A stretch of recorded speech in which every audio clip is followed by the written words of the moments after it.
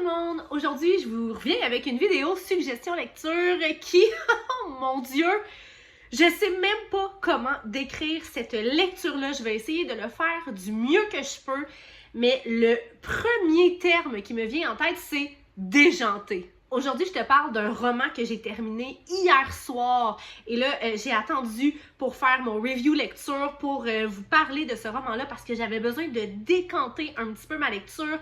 Ça m'a pris quelques jours le lire et, mon Dieu, je vous rassure tout de suite, j'ai l'air vraiment assommée et je le suis, mais j'ai adoré ce roman-là. Je m'en suis délectée jusqu'à la dernière page et par moments, je me suis sentie comme un peu coupable parce que c'est un roman, mon Dieu, percutant, mais également cinglant, irrévérencieux. Honnêtement, je pourrais vous sortir tout plein de qualificatifs pour vous parler de La souris et le boucher de Christine Follet.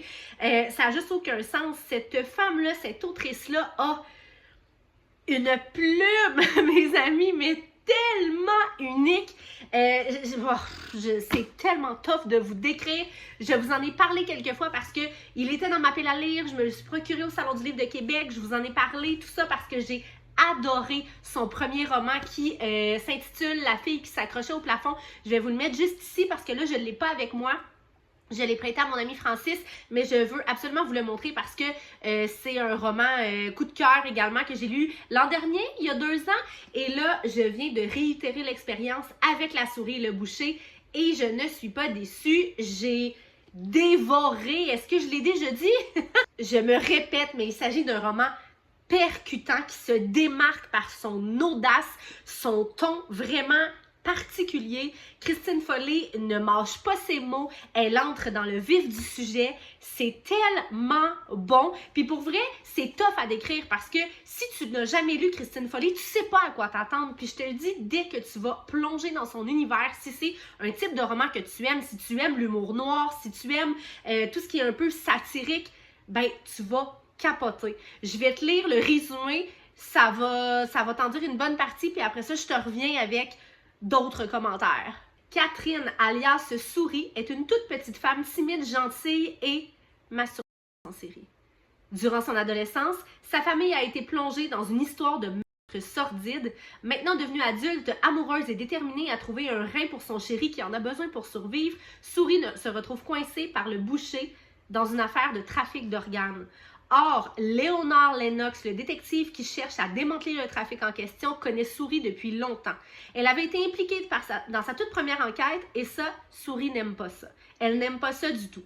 À tout prix, à tout prendre, il lui faut sauver son homme, quitte à séduire Marie, la plantureuse lesbienne du bar. Et qui sait, lui retirer ce rein qui lui fait défaut.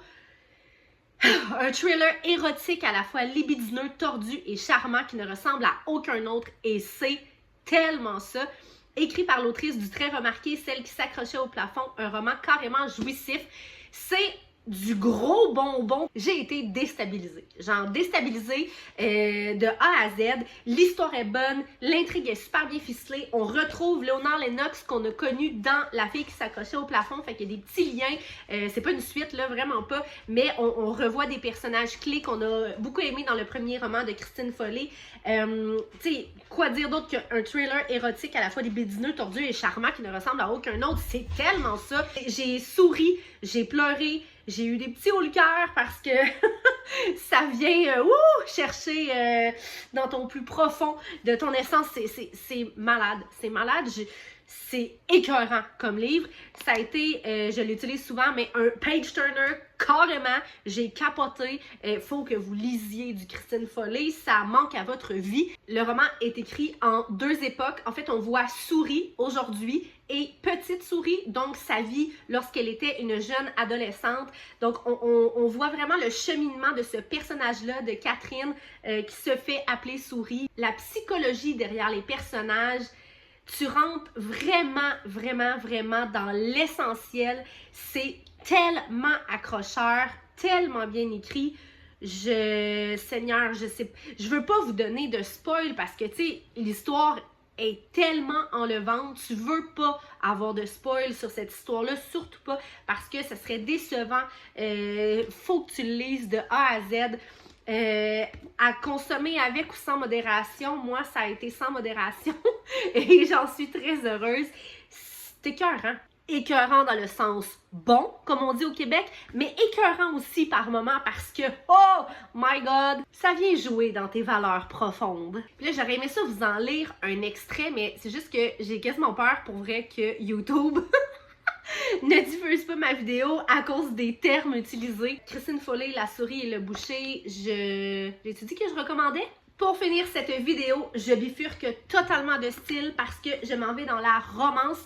Je vous l'ai montré dans un court vlog que j'ai publié juste avant cette vidéo-ci et je me suis procuré ces deux romans-là à la pharmacie la semaine dernière et il ne s'agit pas de romans québécois. Je change un petit peu, je suis énormément dans le roman québécois depuis plusieurs années. Étant moi-même dans le milieu, j'essaie beaucoup de lire de mes collègues, de mes amis, tout ça. Et j'ai un peu négligé la sphère internationale. Et là, j'aimerais ça me reprendre. Donc, j'ai acheté Don't Blame Me de Laura Gardenia et Billy à la folie de Sophie Astrabi. Donc, si jamais aussi vous avez lu un de ces deux romans-là, les deux romans, j'aimerais ça que vous m'en parliez en commentaire, que vous me donniez vos avis. Je vais probablement avoir à choisir entre une de ces deux-là.